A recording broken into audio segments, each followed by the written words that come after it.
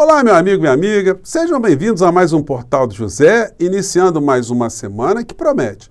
Para começar, nós temos marcado para o dia de hoje o depoimento do ex-ministro de Bolsonaro, o senhor Anderson Torres, na Polícia Federal. Eu tenho visto aí alguns colunistas, veículos de comunicação, que têm apostado que ele finalmente dirá alguma coisa que revele verdades, sobretudo aquelas que estão no seu aparelho de telefone celular, que ele fez desaparecer. Será que esse telefone reaparecerá? Será que o estado físico dele, estado psicológico, a situação jurídica permitirão ou indicarão que ele finalmente dirá coisas que revelem muitas das situações que nós já sabemos quem são os seus principais autores, quem são os seus principais responsáveis? Pois bem, vou conversar com vocês sobre essas questões, sobre algumas que não estão sendo percebidas, mas antes de mais nada, quero convidar você que está chegando agora ao nosso portal a se inscrever. Você que é muito bem-vindo. Conheça também os nossos outros vídeos. Se você gostar, recomende, compartilhe. Não esqueça de dar o seu joinha e de mandar os seus comentários, porque são muito importantes aqui no nosso portal. E se puder, participe dos nossos chats, que todos os dias eu abro aqui entre 5 horas e 5 e meia. E também se inscreva no nosso clube de membros, que é uma forma adicional de você estar mais engajado, você prestigiar aqui o nosso portal, tá bom? Então vamos seguir em frente. Gente, existem situações aí que estão se avolumando, para cair na cabeça dos bolsonaros. Não são só os crimes que foram cometidos agora, depois que ele terminou o mandato dele, que estão aí suscitando muitas preocupações. Situações que vêm lá de trás, que foram escamoteadas, os grandes veículos de comunicação nunca revelaram, nunca fizeram uma campanha muito esclarecedora, e essa gente chegou ao poder.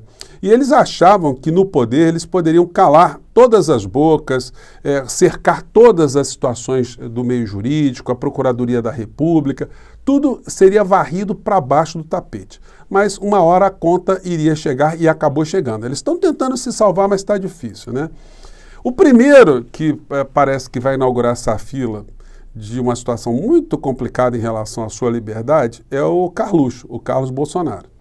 Aqui tem uma matéria hoje da Malu Gaspar, com esse título aqui: As previsões em Brasília sobre as acusações de rachadinha no gabinete de Carlos Bolsonaro.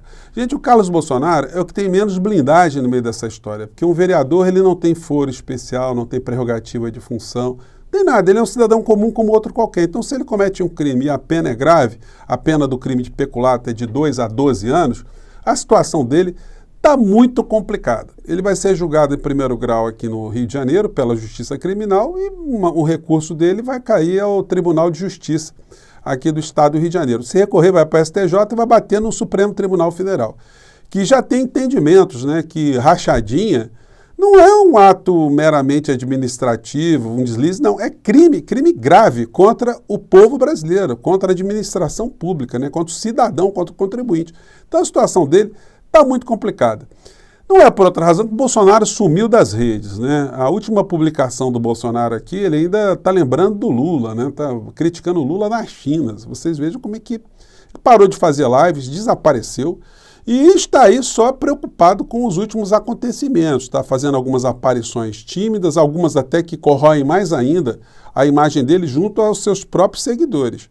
Porque enquanto existe uma penca de gente presa e mais estão indo para a cadeia, o Bolsonaro estava, nesse final de semana, no lançamento lá do PL Mulher, teve coquetel, enfim, ficou lá se confraternizando enquanto a turma que ele insuflou para dar golpe aqui no nosso país está respondendo de uma forma muito dura em relação à sua liberdade. Bom, e aí a gente chega a essas situações. Anderson Torres depõe à Polícia Federal sobre a operação da PRF no segundo turno das eleições. Documentos comprovam viagem do ex-ministro da Justiça à Bahia, em voo da FAB, e plano sobre a operação nas estradas para impedir votos. Gente, isso está muito claro, E outras pessoas vão se somando, Aqui está aqui no Valor Econômico de hoje, Uma notícia que vocês já viram também, que diz respeito a esses todos que acreditaram em Bolsonaro. STF torna mais 250 réus em processos sobre o 8 de janeiro. Ao todo, 1.390 pessoas foram denunciadas pela Procuradoria-Geral da República, pelo senhor Augusto Aras. Vejam só, para o Augusto Aras pedir o indiciamento, né, o processamento de alguém ligado a Bolsonaro é porque a coisa é absolutamente injustificável, né? Então, enfim, está aqui a matéria, né? Além do Anderson Torres, tem um também que está bastante encalacrado, né? E na medida que ele vai se desmoralizando até no seu meio, o meio de onde ele é egresso, a situação para ele fica muito difícil. Coronel Cid perde apoio entre militares depois da operação da Polícia Federal. Matéria aqui no caderno, na página 7 do Valor Econômico. Bom, então retomando aqui, o Anderson Torres vai depor no dia de hoje. Mas aí tem uma situação, gente, que é muito complicada, né? O advogado do senhor Anderson Torres também é o advogado do senhor Cid, que também foi advogado, ou é advogado, de Flávio Bolsonaro no esquema das rachadinhas. E que foi nomeado pelo senhor Jair Bolsonaro como secretário do consumidor. Ele fez parte da administração federal do governo Bolsonaro. Então, ele, obviamente, ele tem interesse ali, ele tem relacionamento direto com o clã Bolsonaro. E aí ele é escalado para defender pessoas que, na sua defesa, poderiam incriminar Bolsonaro. Então, quando a gente tem esse tipo de situação, alguns réus, né, que têm interesses que se conflitam, a gente chama no direito isso de colidência de defesas. É possível você defender uma pessoa que está envolvida com outra, tentando fazer a defesa de um, escondendo a responsabilidade de outro, a quem você está servindo também? Isso moralmente está correto? Isso eticamente está correto? Você já sabe a resposta. Mas é isso mais ou menos que está acontecendo. Quando a gente vê uma entrevista aqui do advogado do Coronel Cid, que está preso também, que é o mesmo de Anderson Torres, nós percebemos uma preocupação do advogado de proteger Bolsonaro. Aí a defesa de Cid e a defesa de Anderson Torres estão sendo feitas de uma forma técnica corretas, éticas, morais?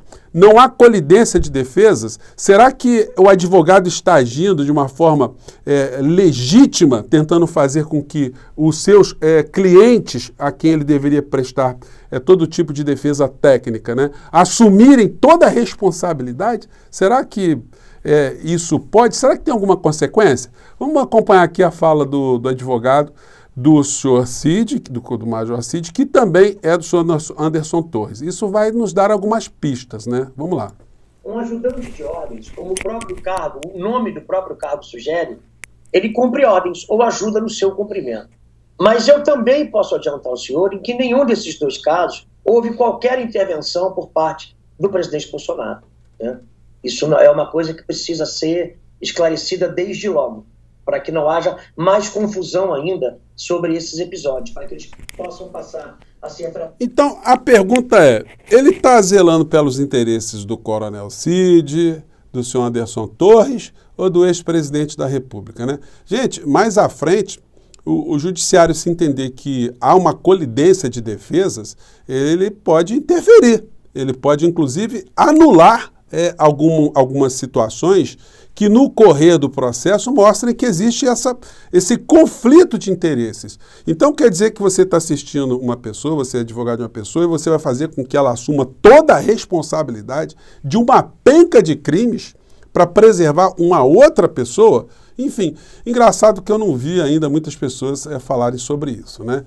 Isso tudo, gente, está sendo possível de acontecer porque houve uma omissão total do órgão acusador durante do governo Bolsonaro, né? Nós tivemos uma Procuradoria-Geral da República que simplesmente cuspiu em cima da Constituição, do sistema jurídico aqui no nosso país, e eu confesso a vocês que eu nunca pensei na minha vida que uma pessoa nesse status, né, de estar na Procuradoria-Geral da República, tivesse tanto compromisso com as coisas erradas, as coisas que ofenderam a Constituição e que ofenderam vidas humanas, tiraram vidas humanas aqui no nosso país.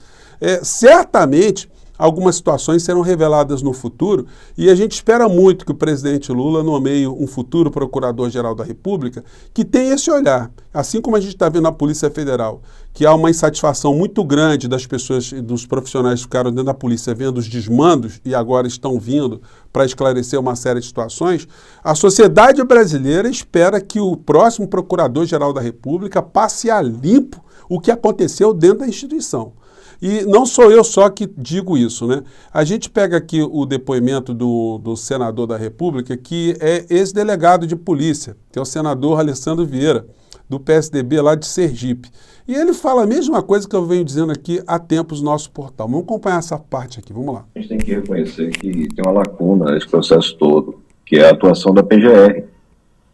No sistema processual brasileiro, quando o Procurador-Geral da República é omisso, é cúmplice do governo, as coisas não acontecem. Então, é de certa forma natural que você demore muito a ter qualquer tipo de apuração mais séria, porque aquele que é o dono da ação nunca teve interesse, atuou claramente no acobertamento das ações de Bolsonaro. É uma figura execrável e que a gente espera que também represente uma página virada na história, na bela história do Ministério Público Federal, e que foi maculada nos últimos anos por Augusto Aras.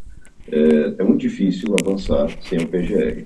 Talvez isso, de certa forma, tenha criado um espaço onde o Alexandre de Moraes se transformou no que ele é hoje, um xerife do Brasil. E aí ele faz essa observação, né, que se não fosse o Alexandre de Moraes, gente, ele poderia simplesmente ter colocado a viola no saco, né, do tipo, olha, já que o Ministério Público Federal, a PGR, não está fazendo nada, não vou fazer nada, né, mas aí o Alexandre de Moraes foi para cima. E aí a gente tem que fazer justiça, se não fosse a atuação de Alexandre de Moraes, muitas coisas que nós estamos vendo hoje começarem a caminhar em direção à responsabilização desses criminosos todos, não aconteceria. Então, a fila está andando, essa gente que está tentando se defender hoje, eles têm conflitos de interesses, vamos ver como é que o Poder Judiciário vai cuidar dessa situação, mas não precisa ser gênio do direito, né, para entender que o advogado de uma organização criminosa, o advogado de um Al Capone da vida, não pode ser o mesmo advogado das pessoas que funcionaram amando do Al Capone, amando do criminoso. Naturalmente, esse advogado, aí a gente encerra o nosso papo aqui com essa previsão, irá orientar o senhor Anderson Torres ou a permanecer calado e, ao permanecer calado, vai continuar em cana ou simplesmente dizer que cometeu uma série de crimes por vontade própria, por iniciativa própria, preservando a figura do ex-presidente da República. Se isso ficar documentado, eu acho que a documentação da colidência de defesas ficará ainda mais clara, né?